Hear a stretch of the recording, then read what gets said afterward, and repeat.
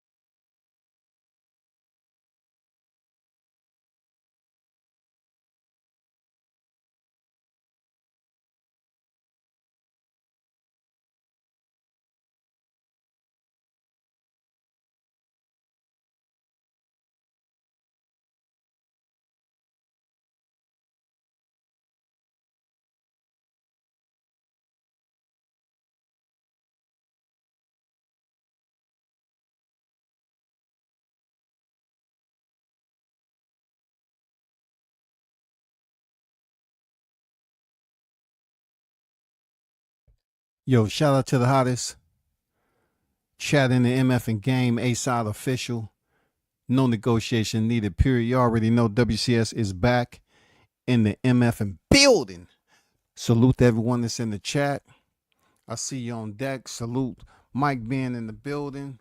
BG Bug, Unstop Canelo in the building. Haynes Legacy in the building. Boots gotta be impressive or stock drops. Yes, sir. Yes, sir. No doubt about it. Before I kick this off, appreciate the ones who support the channel as always. You already know what it is, man. Quality over quantity, any day at a time. You know what I'm saying? So thanks for the ones who is actually, doing their own research in their own genres of combat sport, specifically boxing. And I appreciate, having some boxing aficionados in the chat. You feel me? Not a bunch of people who just want to come over here and type on the keyboard and act like it's a dang playground, sandbox. You know what I'm saying? Happy hour at McDonald's, Chuck E. Cheese. You know what I'm saying? I mean, Toys R Us. But let's get down to boxing, man. I want to talk about Lamont Roach out the gate. I want to talk about Lamont Roach because, like I said before, I really don't have no problem with Roach back then. But now, he's gotten to a point where Roach, along with many others who did not get the victory, is going on a press tour. Now, let's remind ourselves, leading up to this fight, man, Roach was pretty much stapled with a huge amount of criticism. Every way you looked, he was pinned up to somebody's freaking message board. And they was saying he was 130 pounder. He's too small. He's trash. He ain't did nothing to get this fight. Why is Tank selecting Lamont Roach, right? But now, Roach go the distance. He somehow put Gervonta Davis, a.k.a. Chin Checker, in a predicament to take a knee. People was up here insinuating, exacerbating, saying that, oh man, Lamont Roach gave Tank the best work we seen in a while. Forced that man to take a knee. The referee didn't call it. Oh, I wanna scream corruption. I mean, WCS has been telling you all that corruption has existed in the sport for a long ass time. But Roach, though I respect you, man, when people pull up BoxRec, big dog, from the DMV all the way to the dirty, dirty South, we're going to see your record being 25-1-2. 10 knockouts. That one loss coming from my comrade Jamel Herring back in the day, but we ain't talking about that. We're talking about the day and time in question, March 1st, 2025, that you stepped in there with Tank and end up earning a majority draw. Now, let's not get through the semantics, Lamont Roach, A draw doesn't say you actually was victorious. A draw is just descriptively letting us know that there was no designated winner. The fight was somehow, some way so close that they couldn't determine a definitive winner. Okay, that's what happened there, Roach. Now, it would be different if you had 26 and 1 on your record.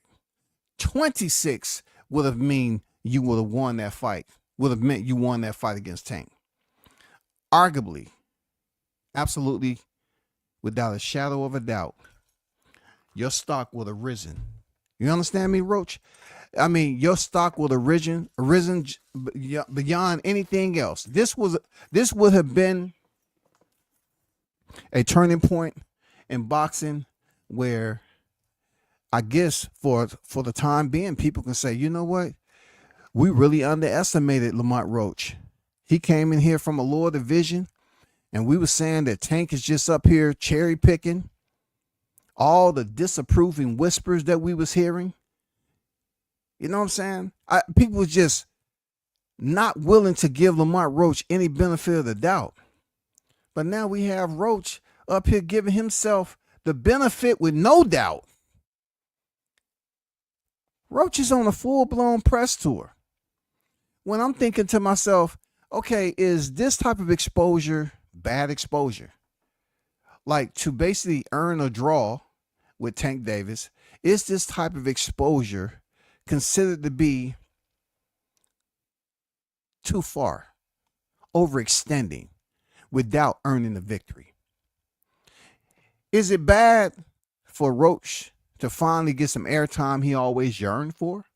I don't think so. I don't think it's bad, to be honest with you. I don't think it's bad for Roach to get this type of airtime. But I will tell you this. For you to go on these press tours and say that everybody thought you was getting knocked out, you have to look at it this way. You are the third professional fighter to go the distance with Tank. If I want to finger point and basically, criticize you about something in particular, other than just staying low, being in the gym, and getting ready for the rematch, was the fact that you're still talking about the bet that you and Tank made for him knocking you out. You're going around talking about a verbal agreement that we shook on. Do you know how many times I've seen Bill Haney and Lopez Jr., the father of Teofimo Lopez, shake on, they was going to make that fight at 135? Do you know how many times I've seen grown-ass adults shake on an agreement? Huh? Do you know how many times people have made verbal agreements as if that was going to lock it in, only to turn around and say, you know what, I can give a fuck about what we did. I don't care nothing about that. He's going around, Lamont Roach, you going around telling people that Tank hasn't paid you yet, and he changed his phone number. That, to me, is becoming ATL reality TV now. I'm just being honest with you, Roach. Dude, y'all made a verbal. It takes me back to when Chris Colbert and Jose Valenzuela made a verbal. And at the end of the day, Valenzuela, being a stand-up dude, told Chris Colbert he didn't have to pay him the money. He said, don't worry about it. You don't owe me the money. It's all good. I'm going to keep it moving. And that's what I'll suggest you do there, Lamont Roach. Just basically say, you know what? If it's any area that I can brag about, is that I was the third professional fighter to go the distance with Tank. I performed above expectations of the fight fans. I performed above my expectations. Never once did I hit the canvas.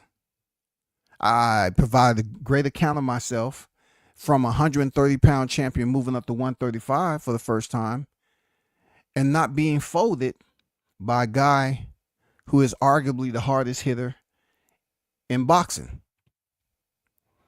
So my take on this, Lamont Roach, I just wish that you wouldn't turn this into the Inquirer, the gossip column. I would appreciate if you just let it go and say, I got to prepare for the rematch, because the rematch is what can pretty much confirm that you are indeed the toughest opponent that Tank has ever been in there with. You can prove to the people that I can be the first fighter to go the distance with Tank. You feel me? You can make that stamp to say, I'm the first fighter to defeat Gervonta Tank Davis. That's what you should be focused on. Not a freaking bet that you want to go tell the world, oh man, Tank changed his number. He gave me my 2.5. Oh my God, we made a bet. He thought he was going to knock me. Now it's becoming a bit more grade school type shit. It's becoming a bit more reality TV. The reason why I'm saying that, Roach, is that you have a task ahead of you, bro, that's way more important than you keep going around on the press tour telling everybody Tank ain't paid you your $250. That's all I'm saying, bro. I'm good everywhere else, bro. You did what you had to do. You took the man to the limit in a 12-round championship showcase. You know how many fight fans was out here doubting you getting that far? That was an accomplishment that should be talked about. I would be talking about the accomplishment that I proved everybody wrong. They thought I was going to get knocked out. Hey, Roach, I thought you was going to be out there looking like lawn chairs on the beach in the Bahamas. I surely did, Roach. I thought you was going to get folded. I'm not going to lie to you. I thought you was going to be out there doing the mannequin challenge, laid out sunbathing under those bright lights, man. But you proved a lot of us wrong. You actually made it to the final tick of the fight. So therefore, I give you respect in that area that you should be bragging about. But truth be told, big dog, that fight is over with. Cancel talk. Lamont Roach, cancel talk. Cancel talking about that freaking bet, man.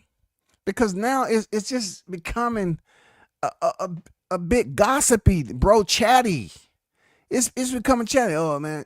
Now, look, what people are looking at you for is the fact that you gave a great account of yourself with Tank. Don't have people looking at you now like, okay, this dude finally had an opportunity for the biggest fight of his career, and he turns around and want to talk about the $250,000 that you and Tank bet that's never been paid before.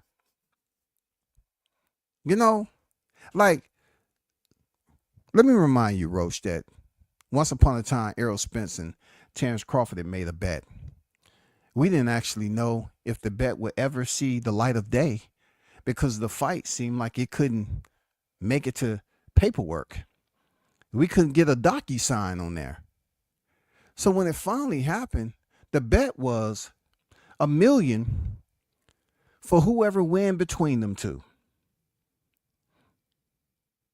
Crawford is the one said he was going to stop Spence, but we weren't really looking at that. We was looking at the $1 million bet they had between each other, which ended up being inserted as a consignment into the contractual agreement. I mean, that I'm assuming that if anybody in the chat know any different, I'm assuming that right there locked that bet in $1 million that he gave Crawford without Crawford even throwing a punch. Now, you and Tank didn't have that pleasure. Y'all didn't have documentation beats all the conversation. Y'all just had a verbal. And sometimes when that verbal agreement and you grip, you shake each other's hands in confirmation, it doesn't mean anything. No one is obligated to own up to it. Okay? So if you can do me a favor, can you just please get back in the gym and stop going around here talking about what Tank owe you? He changed his number. There's no way I could get in contact with him. And now you sounding like an ex, man. Now you sounding like an ex, Lamont, right? Come on, bro. You better than that. You gonna tell every single mic that you freaking you in front of? Hey, Tank owe me 250. If y'all see him out there, let him know I'm still looking for him. He changed his number. Yes, he changed his number. I hit him in the DMs. I sent pictures over there. I sent storks. I sent up SOS. I did everything possible that I can do to make sure that he sees. Hey, I want my 250. I want my 250. Come on, man. He gave you a fight.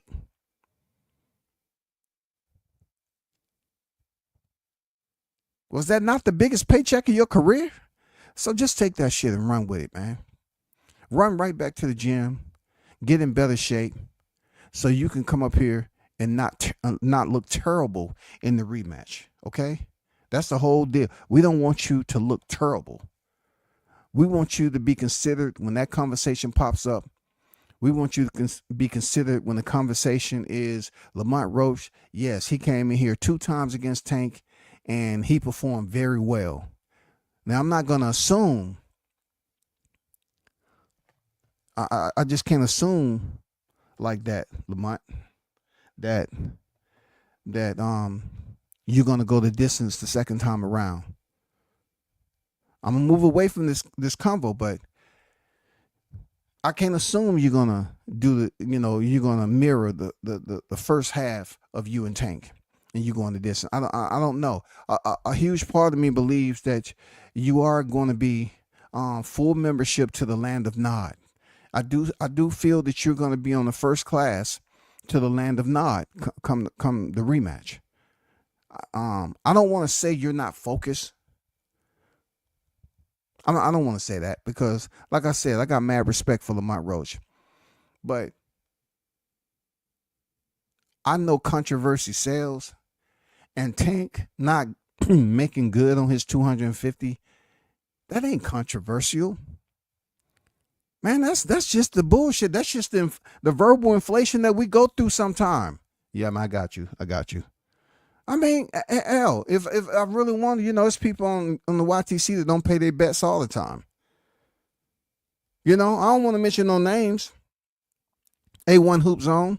But the nigga owed me $1,000, man. Reneged off Crawford Spence. But I see him over there on everybody else's panel. I just let him go because to them, they weren't honorable people.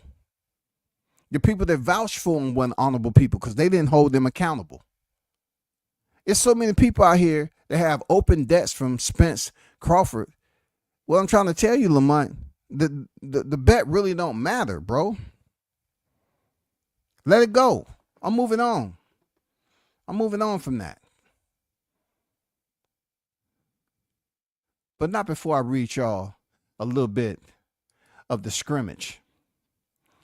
Boxing News 24 did a little small article on Lamont Roach, right? Because I like doing, the reading aspect of it, right? It says defiant. Roach says he's giving the media good content with his interviews with them after his draw with Tank. And people need to shut the F up about it. That's hard to do when you see a fighter acting like him. He should be in the gym, working and trying to raise his game because he gave away most of the first half of the fight by being unassertive, letting Tank control the action with his power game. The rematch between Davis and Roach still hasn't been announced, but it's expected to be soon. Lamont 25-1-2, 10 knockouts will get a chance to show that his draw wasn't a fluke, but it's doubtful that he will. Tank is coming into the fight better prepared with a different mindset. Pay attention. Why the hell are y'all on my line talking about, oh, he's on the press tour? First of all, shut the F up. 2, I don't care. 3, people want to talk about what happened. So I'm going to do that, said Lamont Roach on One of 1X, reacting to criticism he's been receiving for celebrating his draw against Gervonta Davis from March 1st. I'm giving y'all good content and good shit to look at. This interview with all the smoke was a good damn interview. It was a good conversation. Anyway, hopefully the rematch will get announced soon, said Roach. But one of my concerns for Roach is, and I kind of give him a hall pass on this, right? Instead of in-house detention. It's the fact that he's not used to this. Lamont Roach is not used to the airtime that he's getting. He put out a tweet and say, y'all think I care about what y'all think I'm doing or not? Obviously, what I'm doing is working for me. Can't wait to see the looks on y'all faces again this summer. Roach haven't did this before. If that's any which way how we can give this man a pass for going out here being a chatty patty about a 250 shallow bet about everything else that happened, hey, he's not used to being in front of the camera. So what he's supposed to do, he's supposed to consume as much as this sunlight as possible. Because I'm going to tell you, you go in there in the rematch and you get stretched. Stretched, Roach. You go in the rematch and you don't make it to the goddamn final tick. That sunlight you basking in right now, it's going to be all but over. It's going to be all but gone. It's going to be like an eclipse you didn't see coming. You know, the goddamn news come, they didn't tell me shit about no motherfucking eclipse. Shit dark as motherfucker. No, Lamont. No, I want you to open your eyes up all the way. Yes, you're in the back of an ambulance. Yes, the fight is over. It's been over for quite some time.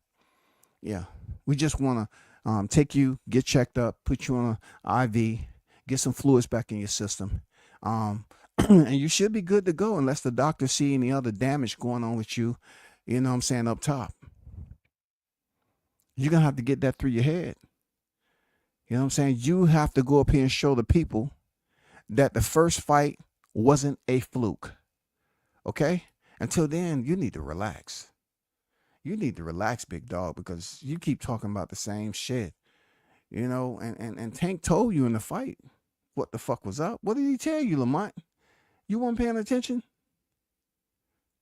What was he telling you? He was telling you that no matter what you do, they're not going to give it to you. Now, I don't condone freaking corruption in boxing, but in this case, I don't have a problem with Tank getting, you know, the special treatment. I don't have a problem. I don't. I really don't. Because people think a lot of people, not all, believes that Tank has been getting away with whatever. I'm glad he got some favoritism. Real talk. I'm glad. Let's get to the next topic. Jaron Ennis set sights on making history as a 4-division undisputed champion, but can Eddie Hearn deliver? This is my deal with Ennis, okay? Y'all heard me plenty times before, over and over again, tell you what. This man has over 30 pro wins. Once again, Jaron Ennis has over 30 professional wins. He was supposed to be the next up after Spence was destroyed by Terrence Crawford at the T-Mobile Massacre. When the smoke cleared, Spence fans became freaking refugees and tried to jump the border and run over there to Team Ennis. We got your back, Ennis. We got your back. We got your back. Ennis was like, I thought y'all was over there. What happened? There's nothing we can do for him. That's over. We're here for you, Ennis. We can't do shit for Spence no more. We're here for you now. Ennis was able to get the boost that he'd been looking for. But just like Lamont Roach, Ennis hasn't quite been able to embrace it the way it should be.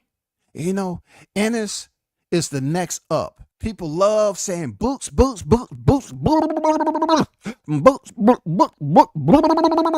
Every time you heard, it was boots, boots, boots. When Crawford won the title, boots, boots, boots, boots, boots. They started making beats with that shit. Boots by Ennis. Yes, that sounds like that seems authentic. Yeah, put those earpieces out. Boots by Ennis. Oh, y'all like that? What's the, how you gonna draft it up? We're gonna have like a boot. It's gonna have like a little piece you stick it in your ear. It's gonna have like you got some boots hanging off your ear and shit like that, kind of in the shape of a boxing glove. No. Boots was touted as the next up.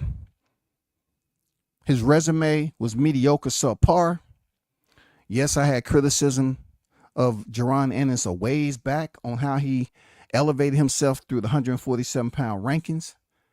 I felt some type of way that when he was temporarily residing, you know what I'm saying, in the WBO ranking system, he decided to hop, skip, and jump over to the IBF. And at that point in time, he decided, hey, this was a good guess. He must have had them AB dice because he obviously rolled snake eyes on that shit. Because WCS put it out there that he really wanted to face Spence. So we got the indication. We have all the goddamn audio clips we need that over there in Philly, they was going for their guy. Because Spence said he was born over there, but Texas raised him. Right? So we all know it was going to be some bias. So what they did, they got them AB dice, rolled them motherfuckers, and it's snake eyes. Because they was betting everything for Errol Spence to beat Crawford. Now Ennis has became IBF champion via FedEx delivery. He has defended his title. He has, officially. Ennis has defended his title. There's a caveat to that. David Avanesian and Karen Chukazakin are not the type of tier opponents that we need to elevate Boots to that level of conversation of being one of the best and should be on the pound for pound. He hasn't had the opposition. He hasn't graced the square in combat for us to make that grade, for us to give him that report card, right? Not only that, there was a balance of comparison for a minute where Crawford was at 147 for a minute, moving up to 54. People didn't quite know what he was going to do with the belts. So people was like, hey, Crawford should fight Ennis. He should fight Ennis. Crawford, ducking Ennis and all that. Now Ennis is now, there's no Crawford in his name. I mean, in the conversation when Ennis' name is mentioned. Now the 147-pound welterweight, the landscape is wide open. And what better conversation to have is that Ennis has a fight that is considered to be what? The fight that Ennis has right now is considered to be what? A crossroads fight. Why is WCS saying it's a crossroad fight? Because it's no more excuses. Ennis has been touted as the next best. He has been compared to Roy Jones. He has been compared to say he's a phenom. No other excuses coming from Ennis. He has all the freaking talent. I mean, beautiful work when he put it together. Beautiful work when it comes to boxing. When he put it together. It's just something tends to drop off. Like the electrical system. There's some loose wires in there or something. He can be shining on his opponent, then all of a sudden he just drops off. Like he just takes a little break up against the ropes and chill and take unnecessary punishment. And we're saying, why don't you just power through and get this cat up out of here? Well, goddamn it, Montez Stanionis, he's a legitimate champion. Stanionis will be the best opposition Jaron has ever faced. Stanionis, Boots will be the best opposition he's ever faced. These two current seeded welterweight champions is scheduled to clash sunrise to sundown this entire week. But it's going to be a hoedown come Saturday night, goddammit. It's going to be a Donnybrook. It's going to be the first unification of the welterweight division following the T-Mobile massacre and the king himself, Terrence Bud Crawford. We get to see a brand new unified champion, whether it be Jaron Ennis or whether it be Stanionis. But Jaron Ennis has to win this fight. else he's going to be considered just a guy who looks great in the gym. Jaron Ennis doesn't win this fight. It messes up some big tickets between a future payday between him and Brian Norman, which the boxing scene is absolutely, they have it on their tongues, man. Their thought process is active. Now, unlike before, when they first got together and the money was funny, the boxing fans was kind of dibbling and dabbling on whether to take it serious and give it some good words of wisdom, you know, just really give it the praise that they were looking for. People were shitting on it, right? But now you've seen performances from Norman knocking out his opponents. And then this fight, you know, the Korean the fights that people have just been saying to them, say, yeah, man, he got it done, but it's just not, it's, no, it just wasn't what we was looking for. You know how people just like, he got the win, but he didn't win me over. He got the win, but he didn't win me over. That's what I feel the fans are saying about Ennis right now. He hasn't won me over to equate how certain fight fans have already deemed him as this phenom, the next face of boxing.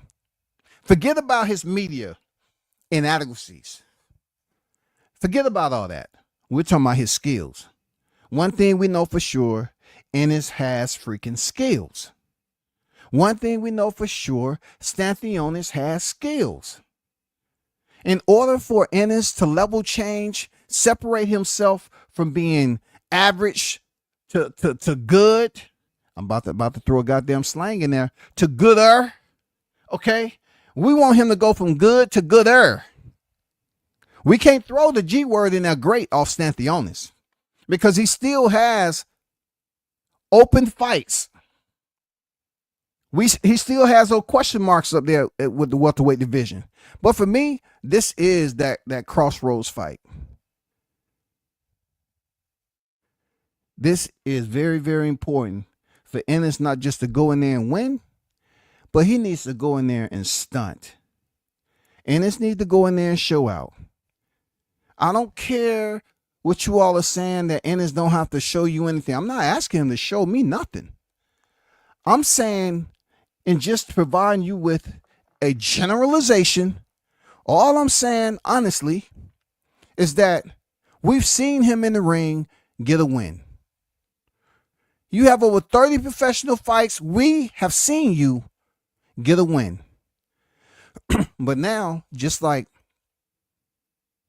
when the sun set on Errol Spence saying, Crawford, I'm coming for that fucking belt. Well, we just don't have one fighter at the welterweight division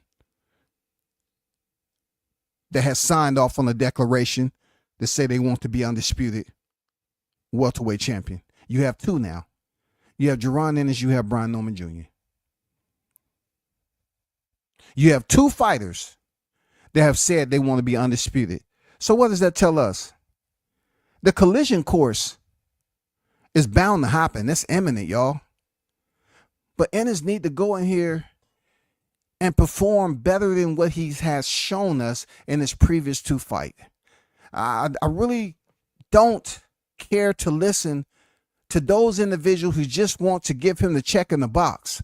No, you have to understand that you have to provide the same amount of criticism that you was giving Crawford when him and Spence was on a collision course for undisputed. You all want to show this compassion and get your adult pacifiers out. And let me dip that in the South. I'm dip that in a little bit of Hennessy right there. Dip it in some Enfamil. Come on, Ennis. Here go your passy. Suck on that so you can get, that's the best recovery you can get. Just suck on the passy for a minute. We're going to goddamn massage your calves and your feet. We know you had a hard workout.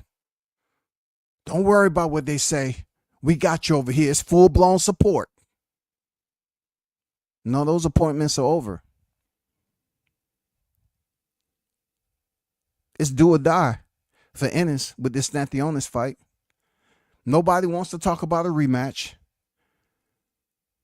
I feel that Ennis should have the best performance of his career because he doesn't have to stick to the IBF rehydration clause. On the flip side of that, if Ennis goes in here and somewhat emulate some of those dead spaces that he likes to visit during his fights, he has those ebbs and flows in his fight as if he just can't stay on the gas and get his opponent up out of there. It's going to be a problem. So I'm giving him the benefit that the rehydration clause should benefit a guy who has a big frame for the welterweight division. Also, he should come in much more bigger than Stanionis, but I'm not necessarily saying he's going to be stronger. Stanionis has trained in mixed martial arts and the combat sport of boxing. We cannot just totally ignore that this man has, participated in dual combat sports. But of course, we have to also understand who is the better skilled fighter. What areas of Stanionis and Ennis is going to shine the brightest for them when it comes to performance? That is my biggest question. Is Ennis going to be able to stay on the gas the entire fight and prove that, yes, Stanionis was a champion, but I'm just that much better than him? Can we get a Crawford Spence type of performance value from Ennis? I'm just saying, yo, can we get that type of domination?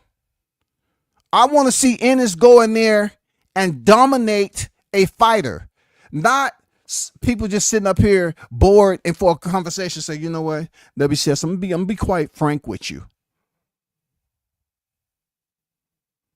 You tend to bankrupt any goddamn credibility, Bitcoin, rough IRAs, CDs when it come to Ennis. You just cash everything in on him. You act like the man don't have no value. That's not the case. I'm rooting heavily for Ennis to go in here and get this victory against Stanionis. Because like I always say, Ennis is a good guy to me. But his media skills suck. And I feel that the way that he climbed the ladder through the ranking systems in the welterweight division is trash to me. Like, me doing research, he's the only fight I ever did that on. Imagine that. That's before the fame. Why would I do that? Because I seen it from afar way back. And I said, damn, I really want to do a little bit more research on how he excelled up the ranking ladder so quickly. And then to find out when he beat Delorme, who was coming off 2 losses, he even elevated up the rank.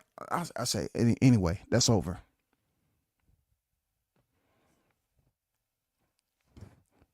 We're in a different universe right now. His chemistry has to be on point.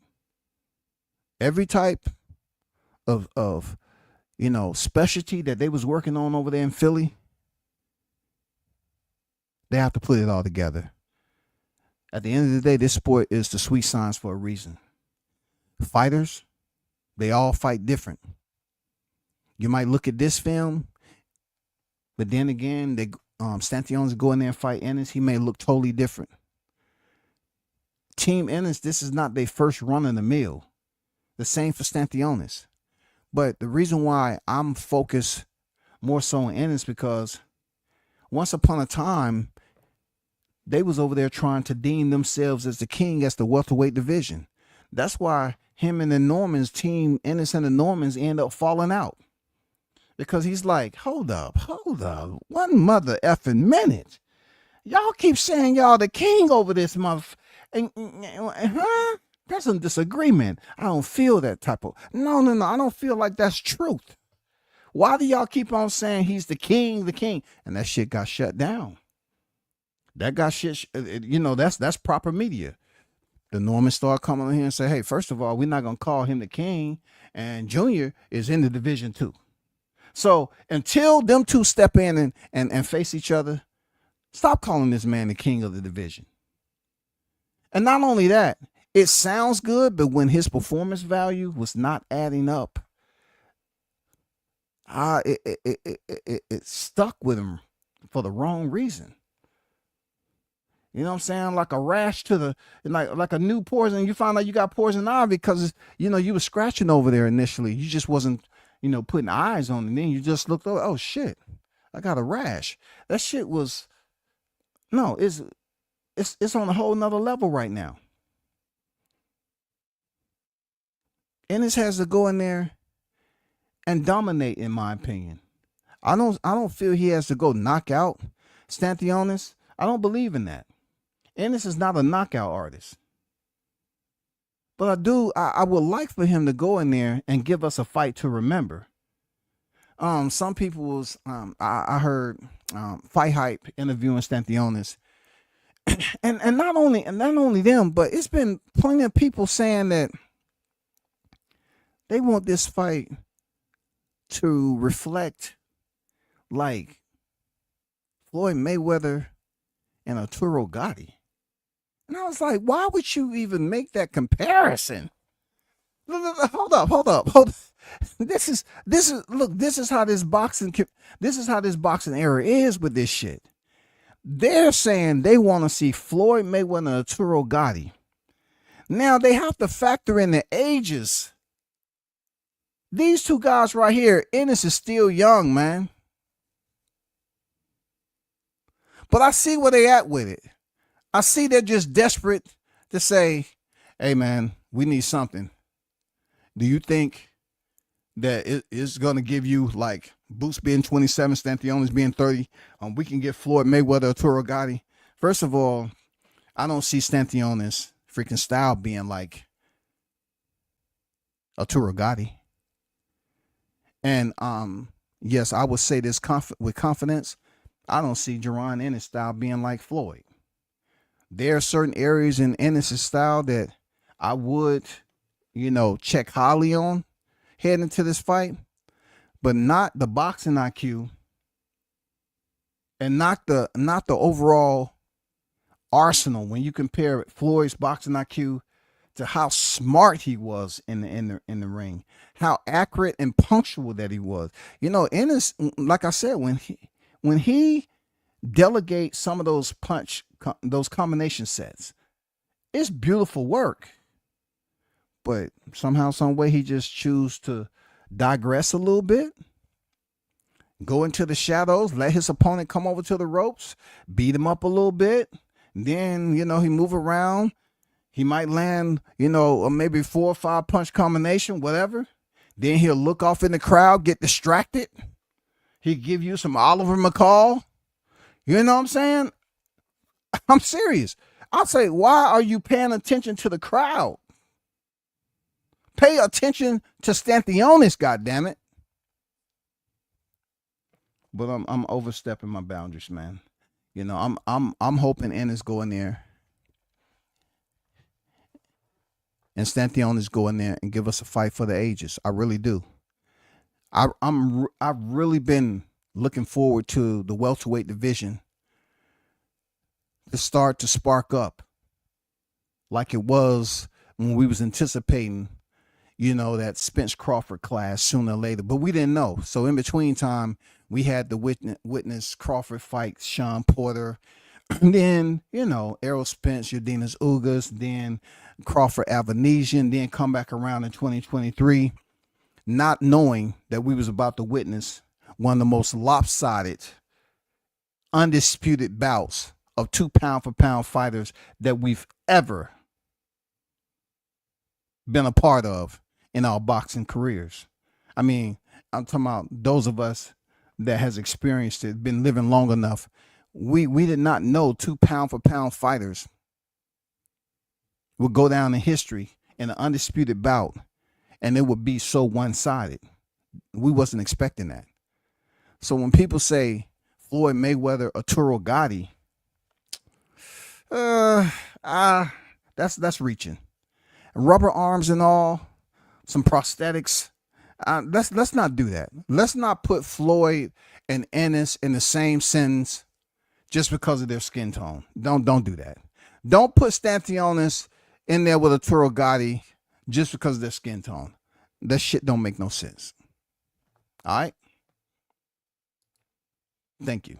I appreciate that. Let's move on. Let's get this required reading out the way just briefly, okay? Just briefly. Just briefly. We're not going to read too much. Okay? I just want to highlight some points, Ennis. Don't be mad at me. 4 division undisputed. That's what Jaron Ennis said on Ariel Helwani. He say he believe he can be 4 division undisputed in 2 fights. I mean, he thought he can be undisputed in 2 fights. You know, he was saying a lot of crazy things. I just need some names. But Ariel say, well, how long do you think it'll take, you know, for you to become undisputed? Just 2 fights. I don't think, you know, he was thinking accordingly. But they say Ennis, 33-0, y'all. 29 knockouts. Look at that record. 33-0, 29 knockouts. Our canopy of expectations for Ennis is extremely high.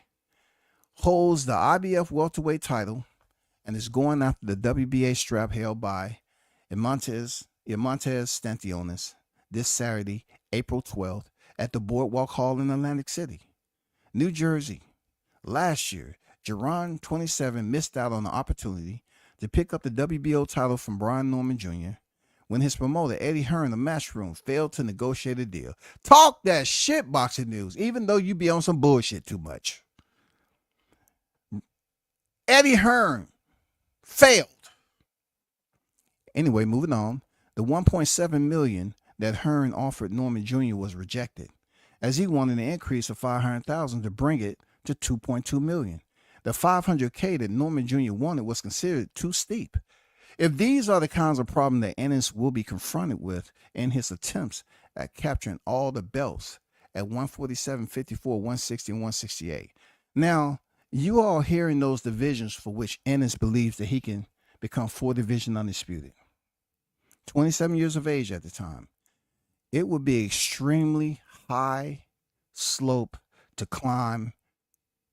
I mean, we're talking about extremely tedious process.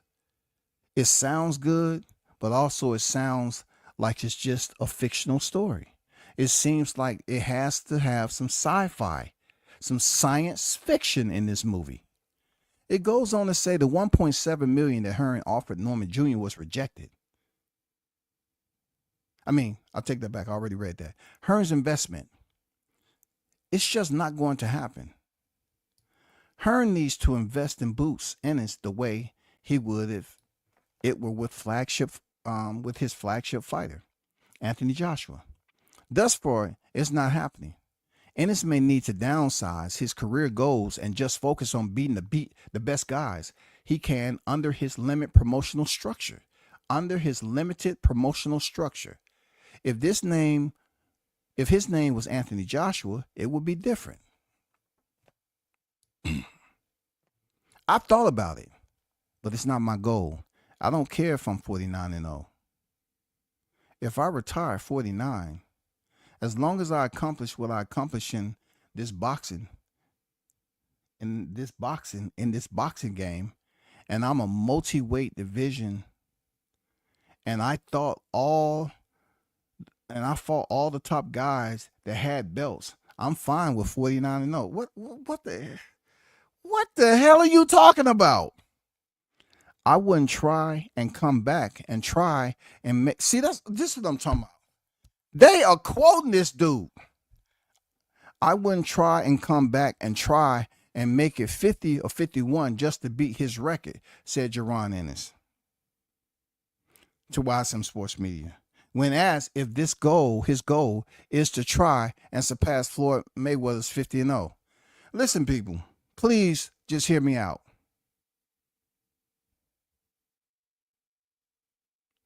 Why are we still at this point in boxing trying to compare certain measurements. Okay, we're talking about the bar. We have certain bars that were set by certain individuals like Floyd Mayweather that are considered one of the greatest. Okay, one of the greatest.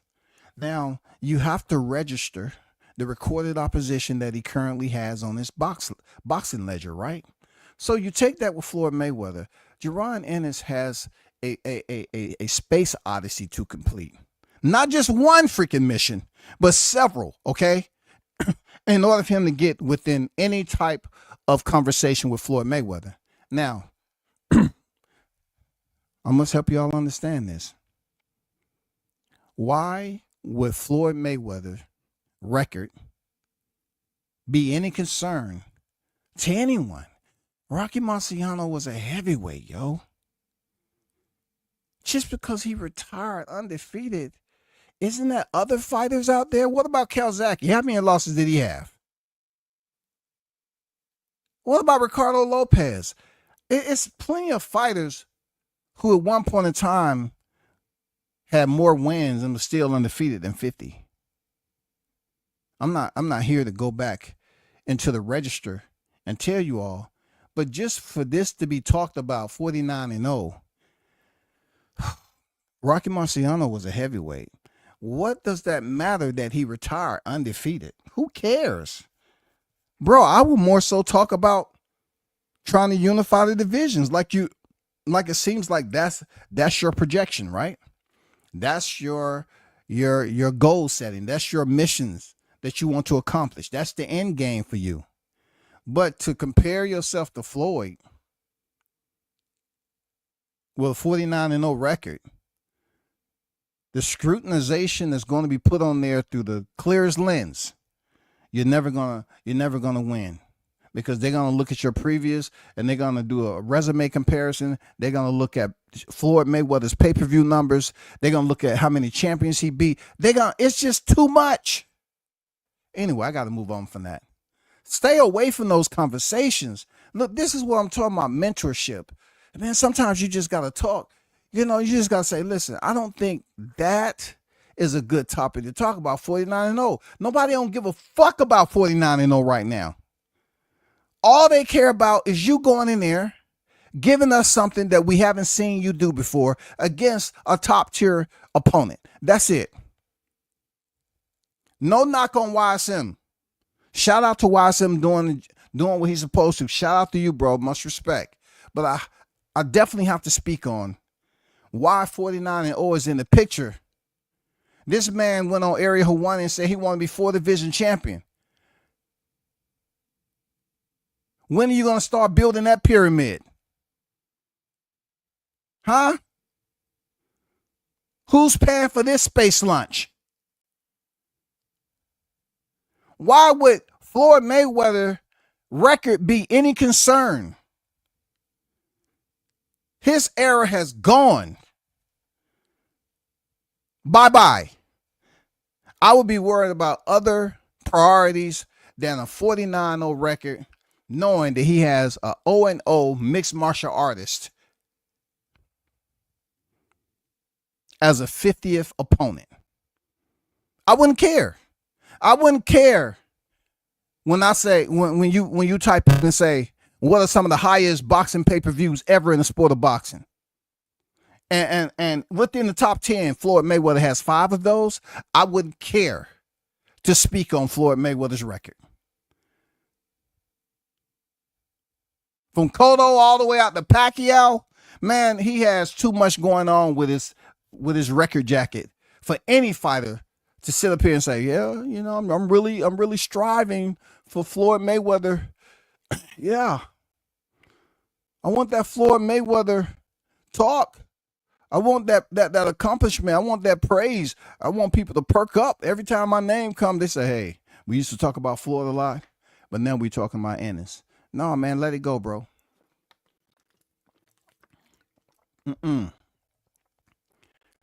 It goes on to say, Ennis focus, right? As long as I accomplish my goals and beat all the guys I want to beat, that's all that matters to me. Stamp my mark at 147. Stand my mark. Stand my mark. I guess it's stamp my mark at 154, 160, and maybe 168. Said Boots when asked what his goals are before retiring. Try to be undisputed in all those weight classes. So that's 147, 154, 160, 168. So 4-time undisputed weight division champ. Oh my God, Jerron, man, come on, man. It's just certain areas, man. I just say, man, it's just fighters out here right now that's not providing those type of numbers on their manifesto. It's just they have goals they want to set, and they're more focused on the goals. That's it. Not a whole list that deals with something that seems so impossible right now. And an area of boxing that people are going to say, you know what? I think you need to readjust the focus on your lens a little bit. You have some work at 147 that's going to be tough, extremely tough. Forget about 4 divisions. You have to attempt to unify the welterweight division. You have a very tough fight coming up this weekend. You have to go in there and show people that you have level changed. There was quite a difference from what WCS said about the IBF rehydration. That might have been I'm hoping.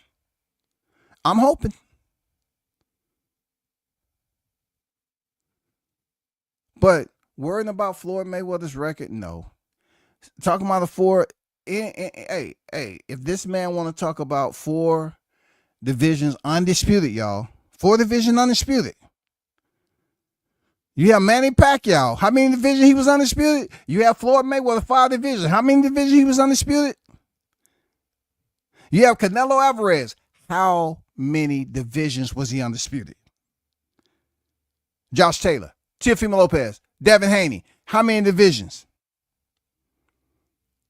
It's a reason when it comes to the 4-belt era, it's not as easy as you think to unify divisions.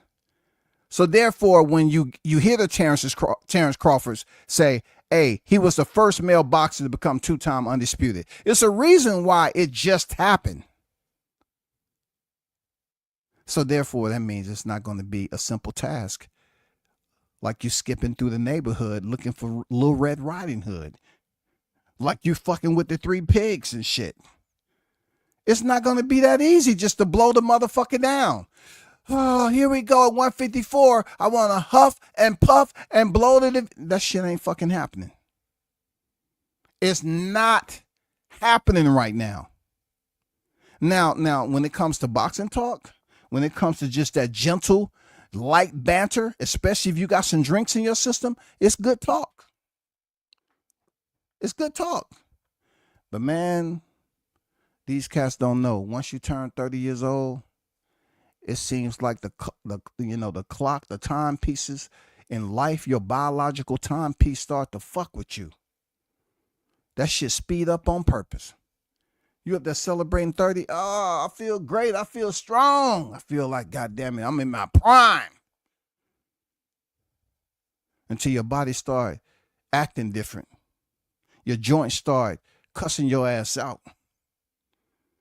You start saying, hey, I think we need to increase the budget a little bit for that crowd therapy because ever since I turned 31 years old, you know, when I used to come back from the gym with those workouts, man, my shit is stiff. Well, right now, Ennis, we're maxed out on the budget for recovery. We giving you all the ice baths. Bro, you got a long road to travel. So let's just chill with that. Let's just chill. Let's just let everything play itself out. You know what I'm saying? You have a huge manifesto ahead of you. You say you want to be 4 division world champion when you got some of the greats out here that wasn't able to accomplish that in the 3-belt era. I'm just saying. Man. I think that was a thought of impulse. You really didn't quite understand the magnitude for which you was telling Ariel Helwani that. Once again, first time on the show. You might have been a little bit starstruck a little bit, stage fright, whatever you want to call it. But you said in 2 fights. And I'm like, you must have had the TV playing in the background. You must have some goddamn Woody the Woodpecker, Flintstones. You know what I'm saying? Tom and Jerry. You might have been looking at the damn Marvel comics back in the day, Batman or something. You wasn't totally focused on the interview. But best wishes to Ennis this weekend, going in there, getting that win against Stanionis. We're hoping you go in there and show us something that we ain't seen before. That's all. That's all I'm saying. That's all I'm saying, bro. Fuck that 50-0 bullshit. Ain't nobody trying to hear that. Nobody's trying to hear no 50-0 nonsense from no Floyd Mayweather. No. This guy right here, Keyshawn Business Key Davis.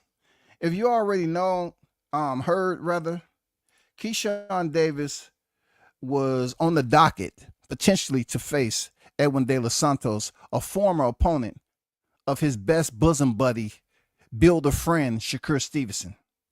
No, serious talk. We're talking about 2 silver Olympic champions now. Respect to them.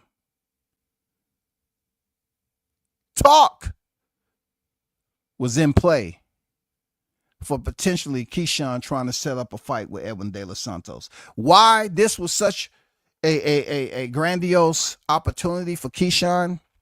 Because De Los Santos has been in there with some very familiar names when he stopped Valenzuela after being knocked down.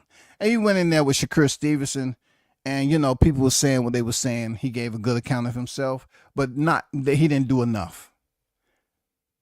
But he's a danger. Right now, Keyshawn Davis is on that spotlight. You know what I'm saying? Keyshawn Davis, in my opinion, I mean, what he's been able to do, I think he's about to have another fight in Norfolk, I think. He's under the disco ball right now.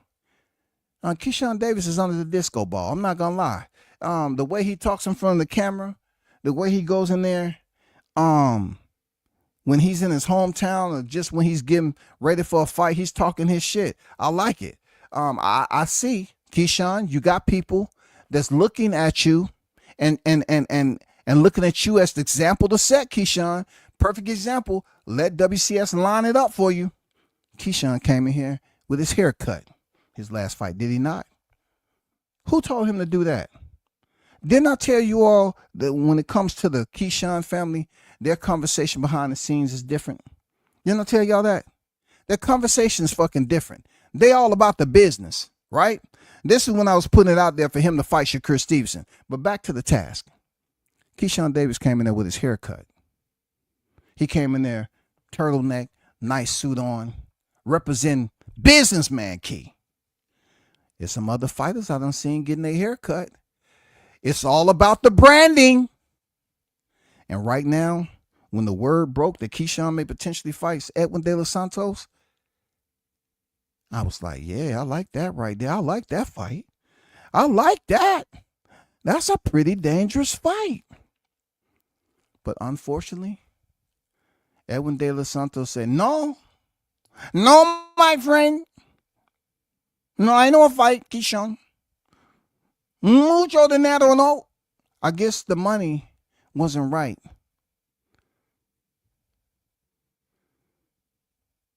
For Edwin De Los Santos. I guess the money wasn't right. Let's take a little gander. Keyshawn Davis seeks new challenger after Edwin De Los Santos rejects final offer. Okay? Keyshawn Davis hosting 13 victories, 0 defeats, and 9 knockouts. Won the WBO lightweight world title in a one-sided 4th round stoppage of previously unbeaten title holder Denise Berinchek. Davis twice floored Berinchek to force the stoppage at 1:45 of the 4th round, y'all. It would have marked the 2nd straight bid at lightweight title for De Los Santos. 16 victories, 2 defeats, 14 knockouts. the 25-year-old southpaw from Santo Domingo, Dominican Republic, has not fought since a November 23rd unanimous decision defeat to Shakur Stevenson in their ESPN-aired vacant WBC lightweight title from the T-Mobile Arena. Okay? This feat saw Davis become the first male boxer from the 2020 U.S. Olympic boxing team to fight for and win a major title. He claimed a silver medal during the delayed Tokyo Olympics. 10 pro wins have followed, including stoppages in 3 of his last 4 starts. This why I say the punching power of Edwin De Los Santos and Keyshawn Davis style and the power that he presents and his constant improvement, I was looking forward to this fight. For real, I say now this should be a solid test. You know what I'm saying? For Keyshawn, who only has 13 victories, but he's already a champion. Keyshawn is already a champion. And let me further turn up the dimmers on Keyshawn when it comes to Teofimo Lopez, who didn't quite get the medal standing. But Teofimo Lopez, he was able to step in there with Richard Comey with 14 professional victories in his 15 pro fight and win the IBF World Championship. Keyshawn, as I just showed you, the man is below that. You know what I'm saying? That deserves some praise right there. That deserves some praise from Keyshawn Davis. Am I right or wrong? That deserves some praise for 13 victories in the game. Okay? Some would say he's pretty much tied Teofimo, but Teofimo was going in there in his 15th professional fight. You understand? Teofimo was going in there in his 15th professional fight. He had 14 wins, but he was going in there in his 15th professional fight. So therefore, him picking up the IBF championship and Keyshawn picking up the WBO World Lightweight title, he did it in better fashion than Teofimo Lopez. He absolutely did. And unfortunately for Keyshawn, he should be 14-0, but we all know that no contest via Texas State Athletic Commission, October 14, 2023, he came back positive for marijuana in the system. Since that fight, he has moved on and defeated Jose Pedraza, McDuino, Gustavo Lemos, and Dennis Berenchek. And he's looking for another opponent right now. Now, you know, I couldn't bring up Keyshawn Davis' name without being a little petty. Keyshawn is looking for an opponent. Shakur Stevenson is desperately searching for a Cepeda. Both of them are looking for fights. It'll be the grandest moment of them all if they just fought each other.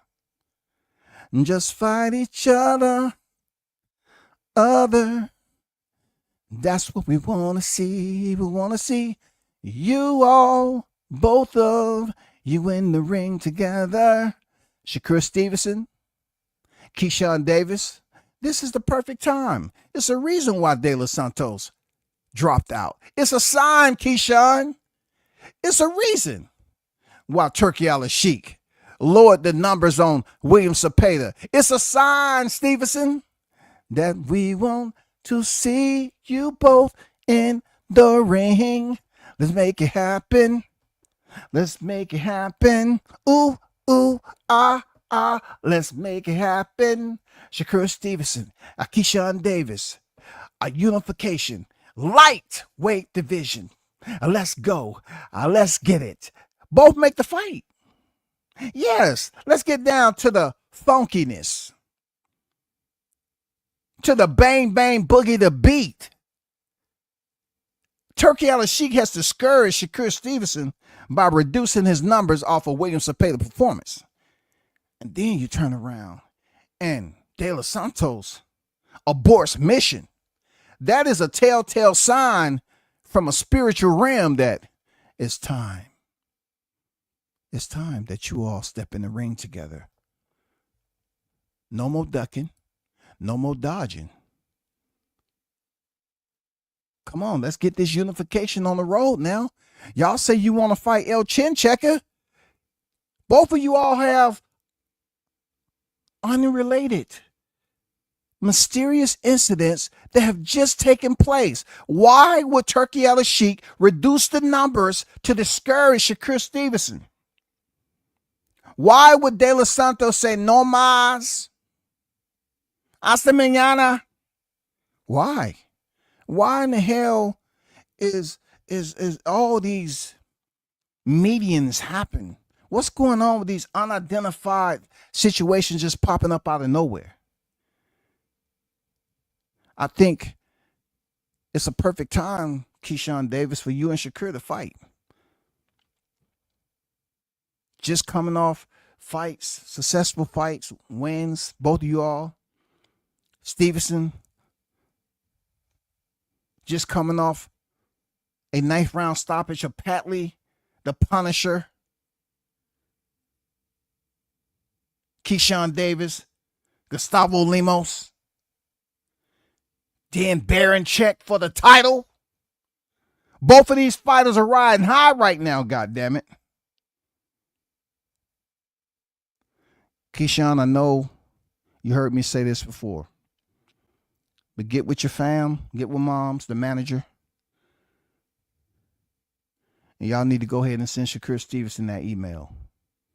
Yeah. You need to call Shakur Stevenson up. Forget all that. Hey, I was just over his house shooting basketball. No, we're not talking about b-ball. We're not talking about that. We're talking about boxing. Both of you all are in search of an opponent. This is the absolute perfect time. While Lomachenko is somewhere freaking hiding in a closet playing an Atari system, both of you need to go ahead and fight. Gervonta Davis is locked in for a rematch with Lamont Roach, and both of you all are on the same. I mean, when I say the same, you all are on the same path, yo. Y'all are in search of the next opponent. And right now, the lightweight division is hot. And you want to talk about the fans being on edge? You know what I'm saying? They're waiting for Canelo to fight Skull. And then they really want to lock in to Canelo and Crawford. But if we got Keyshawn Davis and Shakur Stevenson that's in talks, I'm talking about that. That's going to take some of that goddamn sunshine away. For real, that's going to take a little bit of the damn heat away from Canelo Crawford. Because people are going to be like, hell no, I didn't never think this was going to happen. I just heard WCS continue to talk about it. If you tuned into the show, man, y'all know there's some validity to what I'm saying. In order for this dynamic to come to fruition, goddamn it, y'all have to speak it into existence too, and stop being pussy about it. Stop sitting up here acting like, they're my friends. If they don't want to fight each other, they're family. They're not blood brothers, okay? Let's be honest. Tell them to do a DNA test, goddammit. 0.0000000. There's going to be so many zeros in there, goddammit. You're going to think you bowling. They're not blood brothers. So stop preloading the synapses to come up here with a thought, knowing goddamn well you are imagining that shit. This is the perfect opportunity at 135 for them to fight each other. Just like 147 about to take off. Just like 147 about to take off. Now, let me just throw this out there. What do you think they're going to be talking about after this weekend?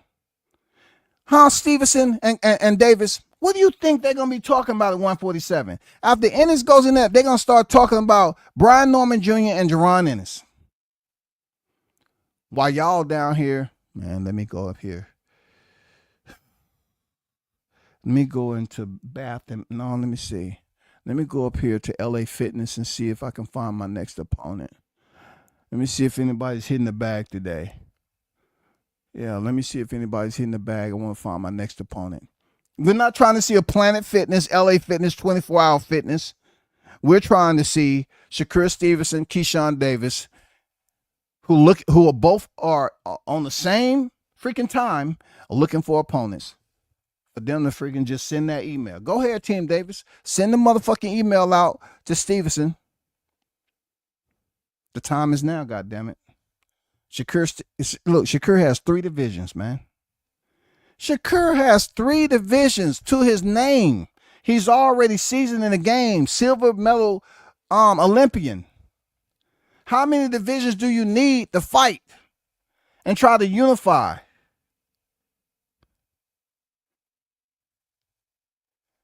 I need help, though. For real. I need for you all to help me out with the protest.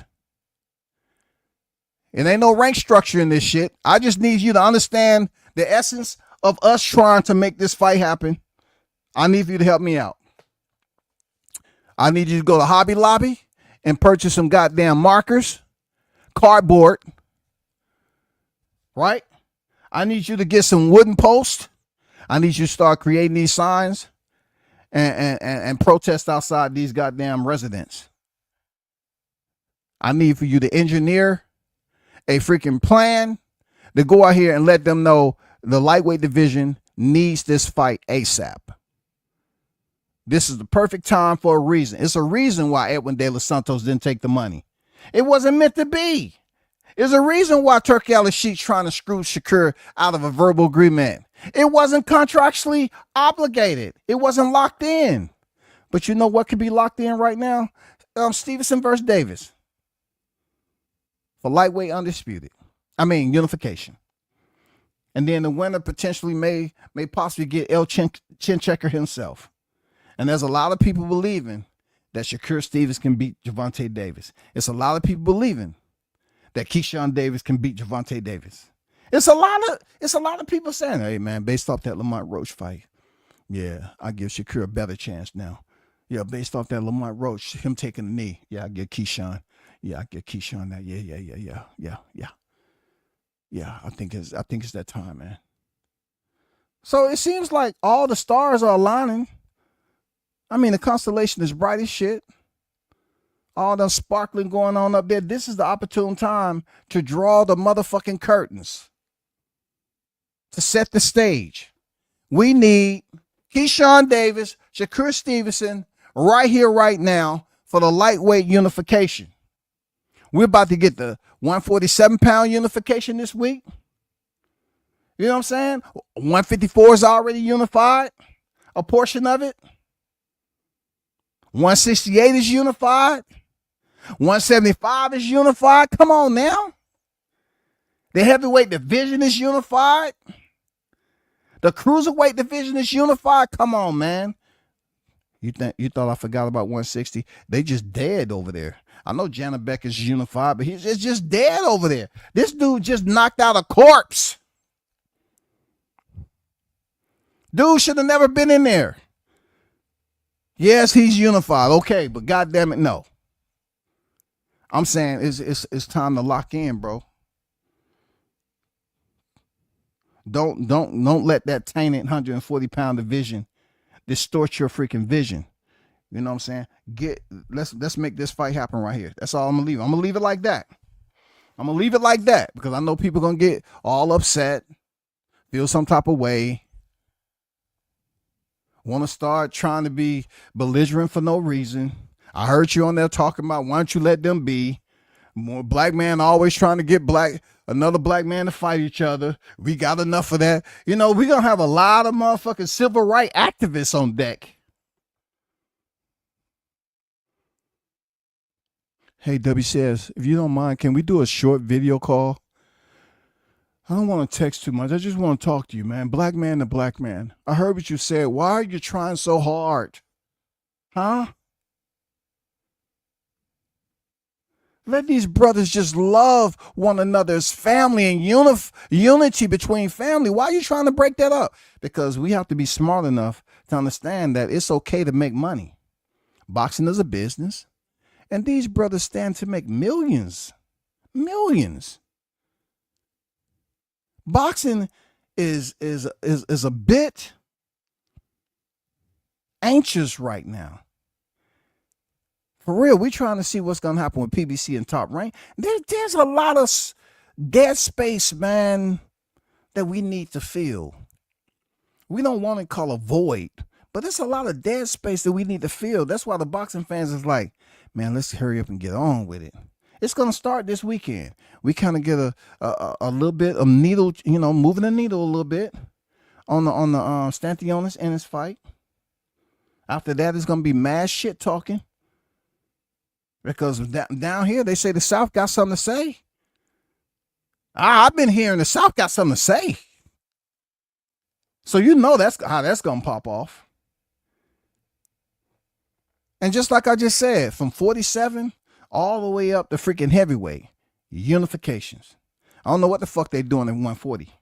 I guess they'll get on board sooner or later. But right now at 35, considered one of the hottest divisions just a couple of years ago, we have some of the same names that there, but we have some new faces. Lomachenko and Tank was there already. We have some new faces, Shakur Stevenson and Keyshawn Davis. Two fairly fresh champions. But they came with a nice little build-a-friend tag. Oh, they put the fragile tag on them, y'all. They put the yellow fragile tag. Be careful, dear friends. Handle with care. Oh, handle with care, y'all. They put the fragile tag on them. They came up here with the fragile tag. Oh, we're friends. That's my brother. We'll never fight each other. That's my brother.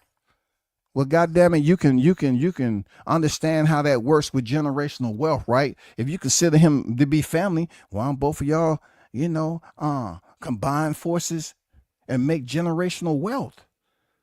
That's all you gotta do. See, Keyshawn be playing. See, when I did that shit with Keyshawn, when I said him and Shakur, and I put that shit out there, they should fight each other. What came out? Keyshawn said, oh, this what y'all want to see? He didn't want to mention the letters. He didn't want to say WCS because when nobody saying anything about that shit. Then he do a face-off with Shakur.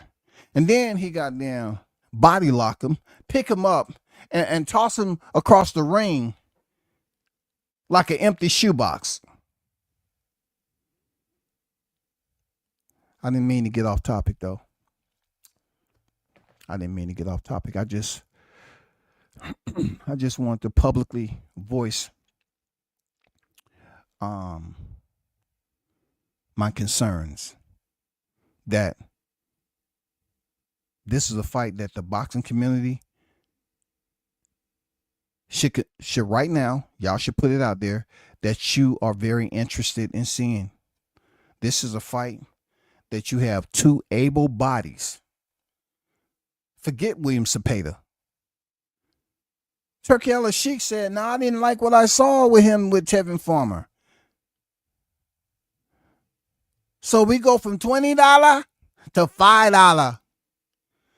I said I pay you $20 at the Ring Magazine Award to $5. You take $5 on no deal. Why did he all of a sudden reduce the numbers? Maybe that's a sign, bro.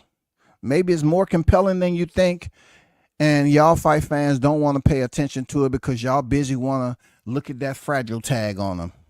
Handle with care. Handle with care. Build a friend today. Handle with care. No, we don't want that shit. We don't want that bullshit.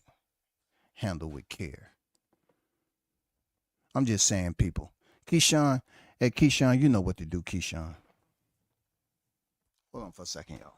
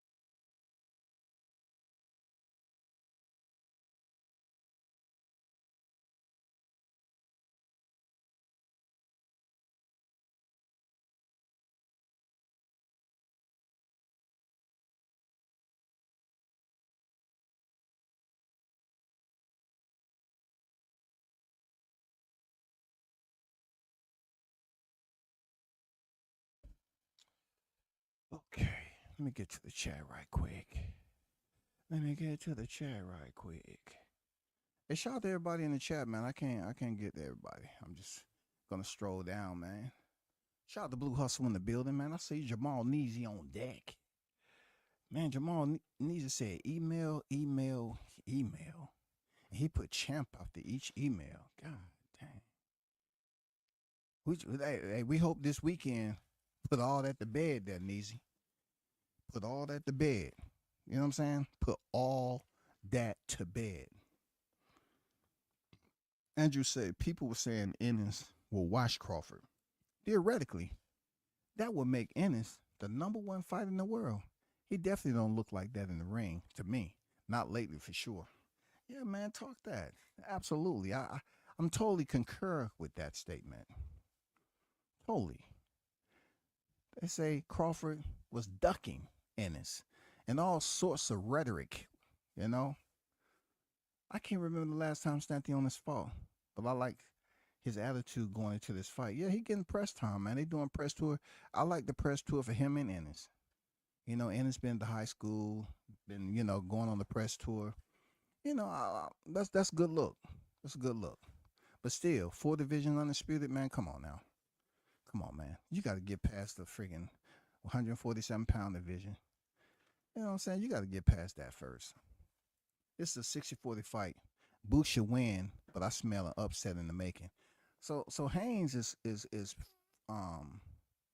prognosticating an upset this weekend. Haynes is trying to upset Philly. You know they trying to celebrate in the streets before the fight happened. You know? Hey. The one thing about it, Haynes, you ain't the only one. I don't want to go down that route. I'm not trying to come off. I'm going for Ennis to win. You know what I'm saying? I'm going for Ennis to win. D-Ray live on the drive. What it do, D-Ray? Darren Collins, what's good? Team Ennis is the biggest. Man, boxing, his supporters are saying this fight puts him over the top. Let's talk about this, bro. Now, you trying to tell me that Stanionis put him over the top? That seems like desperation. That seems like somebody is experiencing withdrawals. Serious. Somebody that may be an addict or basically what is called a crackhead. Maybe somebody's in between and they need the next hit. Because how does Stanionis put him over the top with a single unification? How? How does that work? Did Sebastian Fundora, when he beat Tim Tszyu, were they saying the same thing? Because the last time I checked, I cannot define another division that Stanionis was champion in. Am I missing something? Were they saying the same thing about Sebastian Fundora? Were they saying the same thing about Dmitry Bivol when he beat a guy who had a 100% knockout percentage at one point in time, Artur Beterbiev? Did they say that will put him over the top? Did they say that about Gilberto Ramirez moving up the freaking cruiser? Did they say it was going to put him over the top, being that he was a 168-pound WBO champion? I don't know. Did they say, where does this put him over the top just based off one fight come from?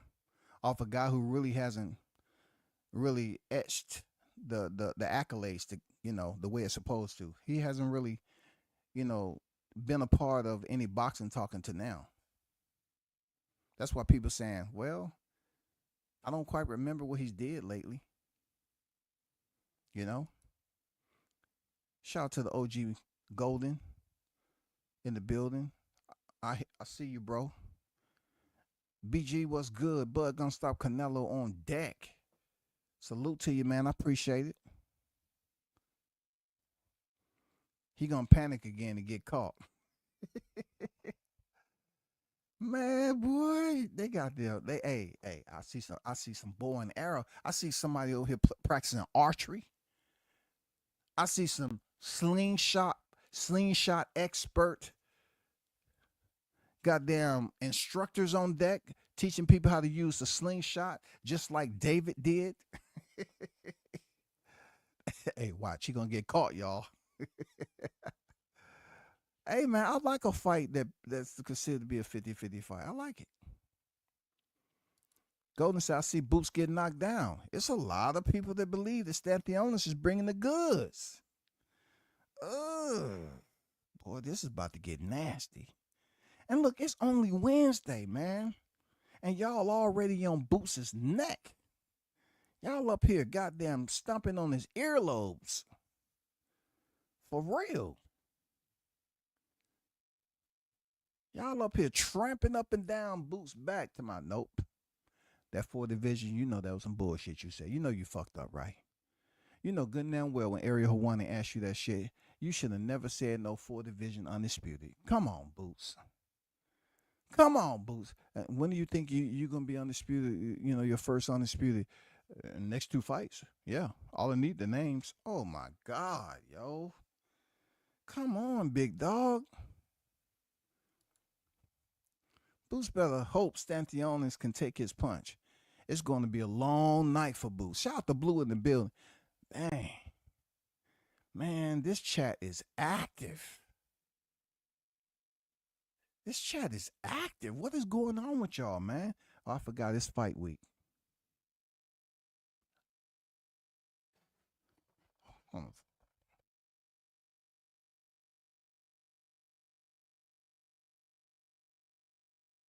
I forgot it's fight week. You got restless boxing fans. You have restless boxing fans over here that want to goddamn put hands and paws on people. On my crusade to expose the fake and save boxing, Boots is a fraud. Man, Collins is coming here swinging axe handles. For real. Dang, OG Golden said, see, that's what we want to see. We want to see the South, man. The South, they have let it be known that it's no more alliance between the A and Philly. That's over with. They were saying that man was the king until seniors start saying, no, it ain't no king. No, what? No, that's disrespectful. Don't say that shit no more. No. That shit, they put that to bed. Don't nobody call Boots the king of the welterweight division no more, especially after Junior done went ahead and stopped his last 2 opponents. See, I mean, when you putting on stoppages like that, it's for a fact that Norman's getting more press play right now than Boots. I'm serious. He's getting more press play. If y'all didn't see on X, man, go check out the interview Brunch Boxing did with Brian Norman Jr. the other day. That was a good interview. I mean, Junior's talking his shit way better than Boots is in the interview. I mean, he's getting way more press play. Way more press play than Ennis. He does kind of stall out when shit ain't going his way. He does, man. I'm not making this shit up. He just takes breaks. You know what I'm saying? Like, for what? You just threw one of the most beautiful combinations, bro. Get with it. Stay on the gas. Go. Nah, I want to play to the crowd. I think I see some people that I went to high school with. If you're going to talk your talk, you better be able to walk that walk. No doubt, man. No doubt, man. Man, what's gotten into y'all, man? What's going on? Somebody gets what's going on, man? Somebody walked up here and threw a Slurpee on y'all car or something after you got out the car wash. What's going on? Why y'all so agitated? Why the hottest chat in the game coming here throwing flame balls and shit, man? Why y'all walking around here with cups of gasoline, man, setting shit on fire? What's going on? Did you get rear-ended by a fireman? And they didn't stop. They just kept on moving and shit. Your vehicle all fucked up. They say they had a call. What's going on? You asking for a lot at WCS. Boots is good and will likely unify 147. But he is going to be tough because Norman probably wins with how confident he is. Hey, man, like I said, that's going to be a hard task. That's gonna be a hard task, man. Just if people want to overlook, I remember what several months ago. Norman really wasn't talking his shit. He was just chilling. And he beat the brakes off Santillians. Got a steel frame poster. You know, bent down to see if the old boy was okay. Wanted to render first aid to him. That shit went viral. So I know Team Ennis often say, "Damn, we need a viral moment," and that's all I'm saying. Ennis needs a viral moment like that. Then he goes in there and closes out Gustavo. I'm not Gustavo. Derek knocks him out to the point where this dude say, how many hands I hold up? Hey, you have 5 finger. The referee, after he got hit, how many hands? He holding up his right hand. How many hands I have up? 5 finger. You have 5 finger. No hand, 5 finger. That dude said, I can't see. No, Mila, no. I cannot see. Andrew said they lied and said he always does that. He's important and doesn't set up shots. All his opponents were tailor-made except Carey. Well, Stanionis, in my opinion, is not tailor-made. I got Brian Norman Jr. beating Boots. Okay. All right. So Norman been making his press tour. You know what I'm saying? He's been, his appraising value, his Wall Street has increased since picking up the title. You know what I'm saying? Man, the South is glowing right now, man. All the press play that Norman Jr. is getting from his performance value, hey, he done left Boots behind in that. He got Boots up against the ropes. Everywhere you turn, he's, doing media tour here, media tour there. And he talking his shit. He ain't saying in and out like a robbery 6 times. Well, I want to go to the moon. I want to see if I be the first person to go to the moon on a bottle rocket. I think if I hold on to the bottle rocket, I put a bottle rocket in both of my hands and light it, I think it'll be able to take me as high as I want to go. I'm on a bottle rocket mission, y'all. Man, come on, man. Come on, Jerome. Come on. You be saying some crazy shit, bro. I'm a bottle rocket fighter.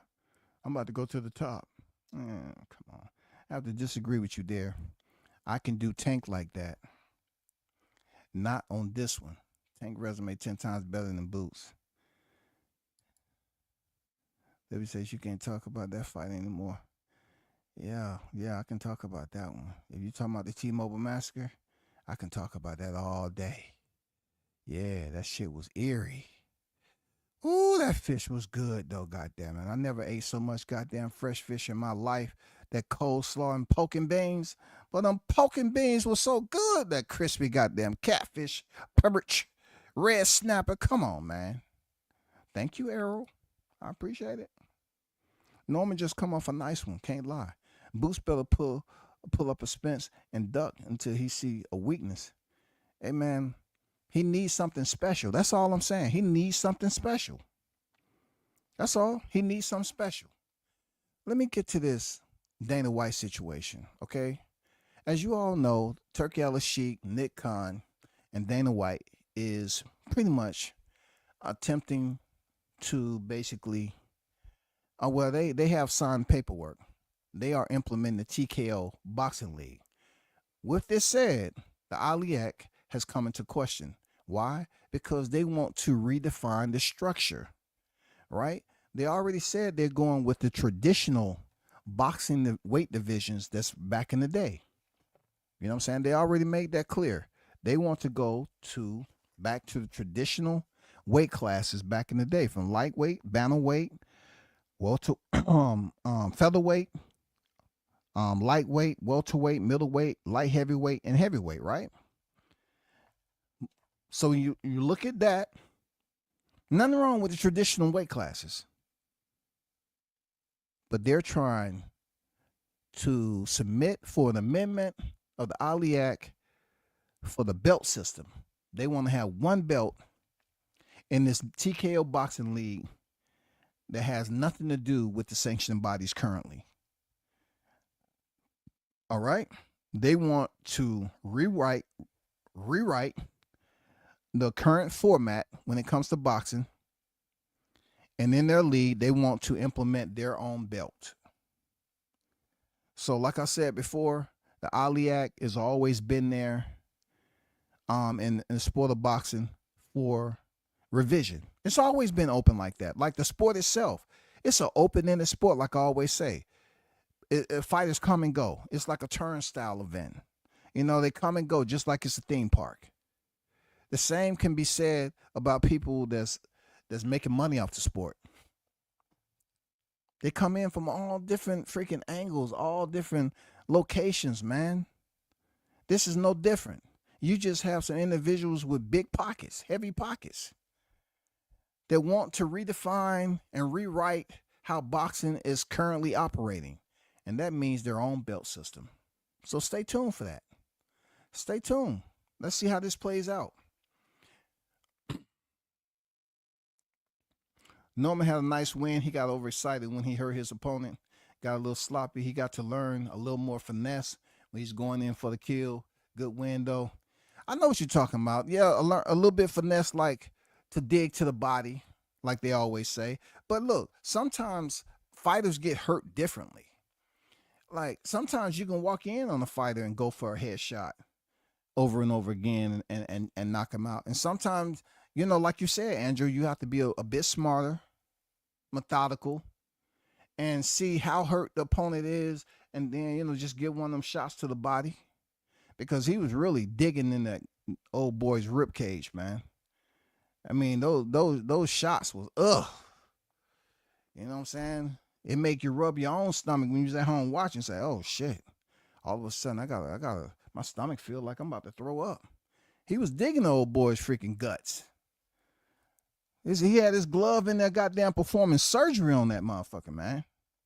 No, I don't need no scalpel. I got my hands today.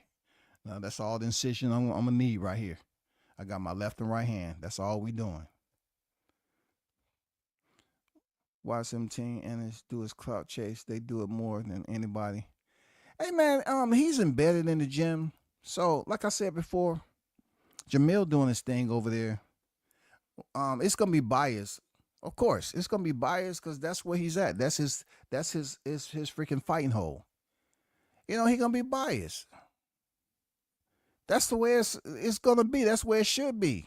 You should be biased to your hometown. Absolutely, you should. Absolutely, man. I said this 2 years ago. The PR team consists of Glazing.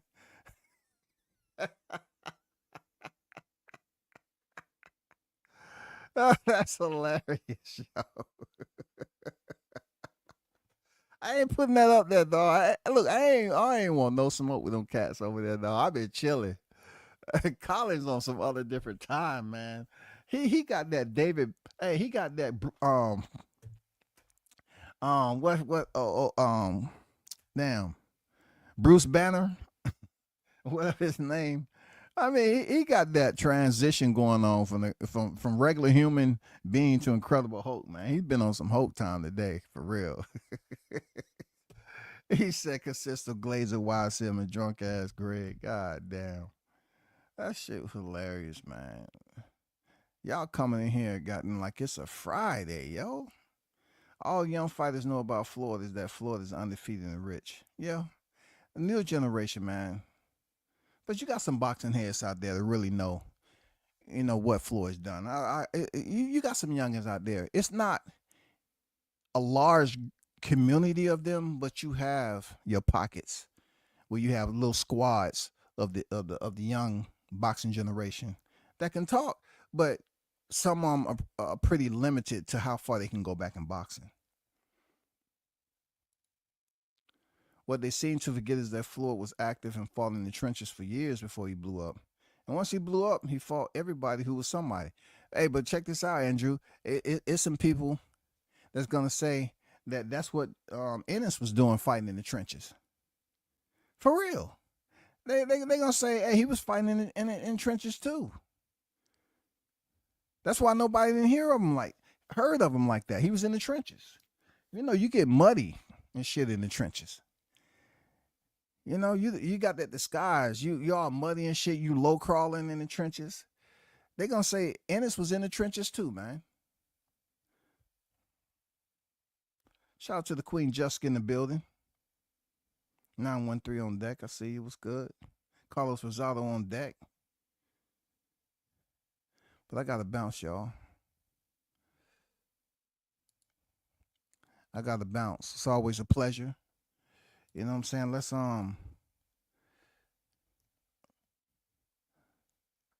help Lamont Roach pick up another topic. And we getting close to freaking fight weekend, man.